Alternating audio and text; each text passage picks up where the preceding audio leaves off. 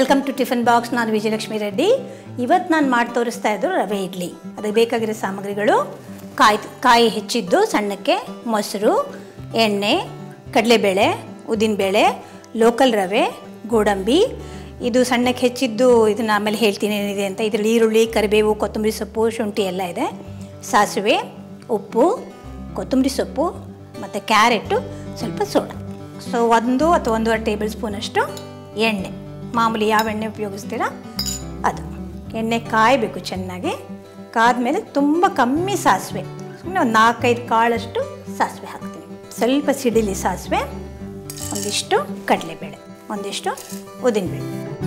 ಆಮೇಲೆ ನಾನು ಇದರಲ್ಲಿ ಈರುಳ್ಳಿ, ಕರಿಬೇವು, ಕೊತ್ತಂಬರಿ ಸೊಪ್ಪು, ಶುಂಠಿ ಒಂದು 1/4 ಬಟ್ಲಷ್ಟು ಸಣ್ಣಕ್ಕೆ ಹೆಚ್ಕೊಂಡಿದ್ದೀನಿ. ಈಗ ಇದನ್ನು ಹಾಕ್ತಾಯಿದ್ದೀನಿ. ಇದು ಸುಮ್ಮನೆ 1 ನಿಮಿಷ ಫ್ರೈ ಮಾಡಿದ್ರೆ ಸಾಕು. ಈಗ ನಾನು 1 ಬಟ್ಲಷ್ಟು ಲೋಕಲ್ ರವೆ, ಇದನ್ನು ಒಂದು 2 ನಿಮಿಷ ಹುರಿಬೇಕು.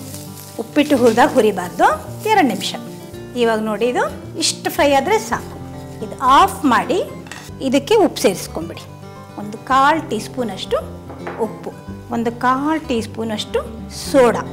ಈಗ ಇದನ್ನೊಂದು ಬೌಲಿಗೆ ಹಾಕ್ಕೊಳ್ಳೋಣ. ಈಗ ಒಂದು ಸ್ವಲ್ಪ ಆರಕ್ಕೆ ಬಿಡಬೇಕು ಇದನ್ನು. ಈಗ ನೋಡಿ ಹೇಗೆ ಅಲಂಕಾರ ಮಾಡಬೇಕು ಅಂತ ನೋಡ್ಕೊಳ್ಳಿ.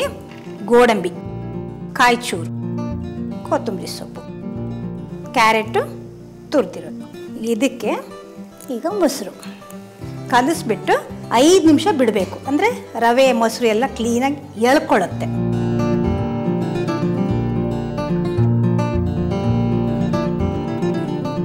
ಇದು 10 ನಿಮಿಷ ಹೈ ಫ್ಲೇಮಲ್ಲೇ ಬೇಯಿಸಬೇಕು.